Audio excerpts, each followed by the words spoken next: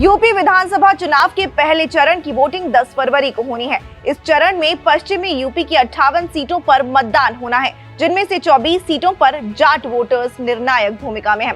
BJP को साल 2017 का विधानसभा चुनाव जिताने में पश्चिमी यूपी के जाट समुदाय का बड़ा योगदान रहा था, लेकिन किसान आंदोलन के चलते इस बार जाटलैंड में बीजेपी का चुनावी समीकरण बिगड़ता नजर आ रहा है। चलिए समझते हैं कि पश्चिमी यूपी में जाट फैक्टर कैसे वोटों को प्रभावित कर सकता है।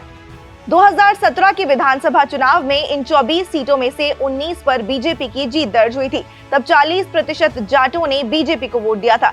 वहीं साल 2014 के लोकसभा चुनाव में बीजेपी ने 9 की 9 सीटों पर जीत दर्ज की थी। तब 77% जाटों ने भाजपा को वोट किया था और 2019 के लोकसभा चुनाव में भाजपा ने 8 सीटें जीती थी और 91% जाटों ने भाजपा को वोट किया था।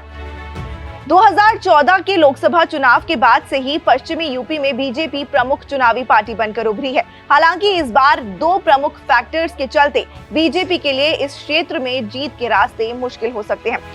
एक तो लोगों में कृषि कानून को लेकर काफी गुस्सा है, वहीं दूसरी ओर इस बार के चुनावों में मुस्लिम और जाट समुदाय के बीच विभाजन की खाई काफी हद तक कम दिखाई दे रही है।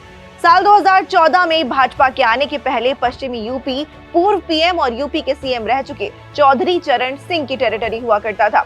उन्हें जाट समुदाय का सबसे बड़ा नेता माना जाता था, पर उनके निधन के बाद उनके बेटे अजीत सिंह पारंपरिक वोटों को साधने में नाकामयाब रहे। वहीं मुजफ्फरनगर के दंगों के बाद जाट और मुस्लिम समुदाय 2 धुरों में बंट गए, जिसके चलते अजीत सिंह की रालौद को काफी नुकसान हुआ और भाजपा ने बाजी मार ली।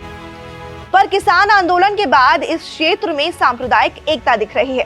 ऐसे में मुमकिन है कि रालौद इस बार भाजपा से अपना क्षेत्र वापस ले ले। रालौद जाटों और मुसलमानों को एक साथ लाने के लिए ग्राउंड तैयार कर रही है। ऐसी ही और भी खबरों के लिए जुड़े रहिए दैनिक भास्कर ऐप के साथ। शेयर और डाउनलोड करें दैनिक भास्कर ऐप।